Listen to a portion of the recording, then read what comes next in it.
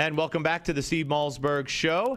Joining us right now is Dr. Walid Phares, Fox News Middle East and terrorism expert. Hello, doctor. Thanks for joining us again. Well, thank you for having me today, Steve. Well, it's my pleasure. Okay, we have Benjamin Netanyahu meeting with Barack Obama at the White House. This comes on the heels of the president's phone call to the president of Iran.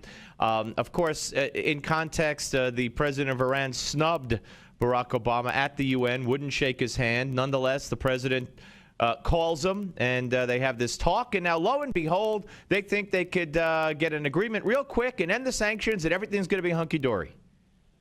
That is on the surface. Now let's go below the surface and see exactly what has been happening.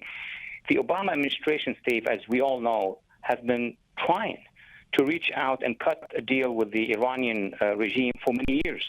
It tried in a letter that it sent during the spring of 2009, just before the demonstrations in Iran. 2 letters were sent to the Ayatollah Khamenei.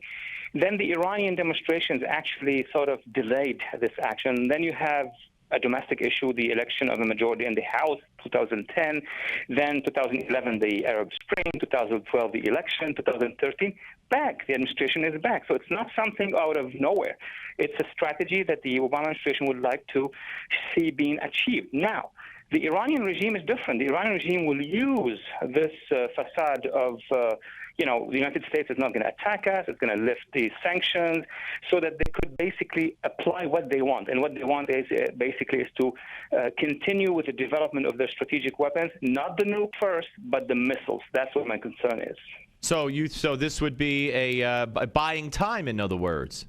This is the absolute correct term, buying strategic time, meaning meanwhile, we're gonna see a lot of things. First the phone call, then the email, then the Twitter, then a basketball team going from the States to Iran, and all sorts of things. Reality is that on the ground, nothing will change. And my assessment, Steve, is that the administration, all what it wants is a facade, is the expression that it is going in that direction, but it's more interested in domestic, as you know. Right, and it seems to me like Obama is very interested in lifting those sanctions. And, he reached out to as you mentioned, to the Ayatollah years ago with this letter or a series of letters. And now he goes around touting the fact that the Ayatollah Khamenei has put a fatwa on nuclear weapons as if that means anything. As if international relations, especially, a president who is known to speak for secularism. I mean, there's a fight against religions here and now in international relations. A religious fatwa is the basis, the foundation. What about the next religious fatwa that would say, oh, the previous one we're going to abrogate, and then the next one? We cannot base relationships on fatwas, on religious fatwas, especially coming from an Islamist regime, not from moderates. Right, and of course, they also say anything they need to say if it's politically expedient, and then they just break it whenever they want to break it. That's what Yasser Arafat used to say in Arabic all the time, right? Well, ask me. I used to live in Beirut during the Arafat years. Yeah. That would be the 75 and 80s.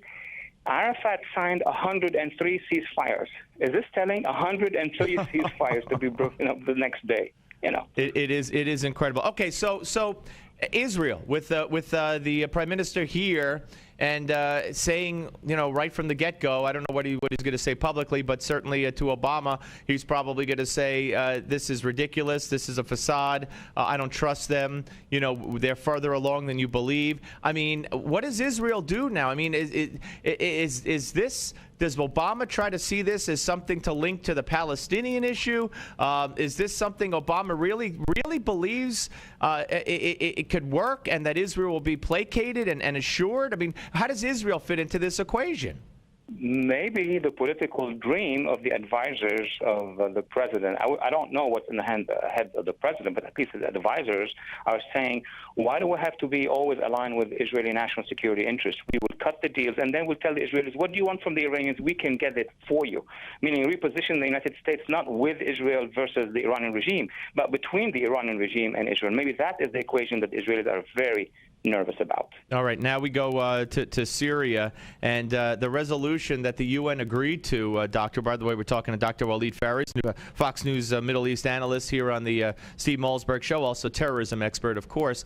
The agreement does not call for any military action or penalties, really, against Assad if he does not comply with this giving up his chemical weapons. And, of course, in my view, as a layman, the joke is it's been, what, a month and a half? Any chemical weapons he wanted to move out of the country is moved out of the country. So no matter what he gives up or what he lets the inspectors see, he's going to have tons more anyway. But if he doesn't or doesn't meet the satisfaction of the inspectors, there's still no repercussions for him. And the deal calls for, in other words, defining the deal as successful keeps Assad in power. Absolutely. The weapons are on another planet. I mean, they're in Iran, they're in Iraq, they're with Hezbollah. Yes, you described it very well. It is a joke. It's a joke of a monumental dimension in the sense that a president who would ask Assad to step down is going to strike a deal with the same president who was supposed to step down in order to remove the chemical weapon. It does not make sense. What we said 3 months ago doesn't make sense today with this agreement through the Russians that the Syrian president will ensure that those weapons will be remitted to the international community. And by the way, not to the international community. The Russians are going to be the one to, to observe, monitor, and eventually dismantle. But as you said, so far the Syrians, Iranians, some of their allies in Iraq and Hezbollah are the winner of this equation because they saved the skin of the regime in Syria. The regime in Syria was expecting that there would be strikes, that we're going to support the opposition or parts of the opposition. Now they're free. And by the way, let me give you a quick tip. What's happening over the past 24 to 48 hours? Syrian, Iranian, Hezbollah forces are now operating in northern Lebanon to dismantle any of the opposition. So when we strike an agreement with them in international relations, what they do on the ground, like Stalin, like Hitler, basically, is to change the ground, the laws on the ground. All right. I have one more for you, and that revolves around the persecution of the Christians. I mean, every day we're seeing more and more bombings, and whether it's in Pakistan, whether it's in the Copts in Egypt, etc. And there's a story out about, and it's incredible.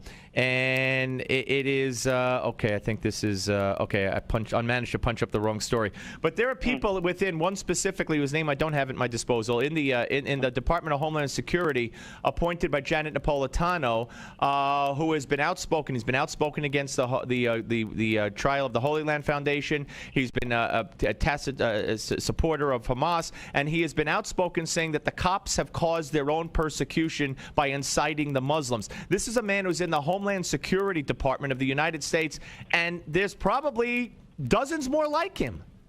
Well, at least I know of two.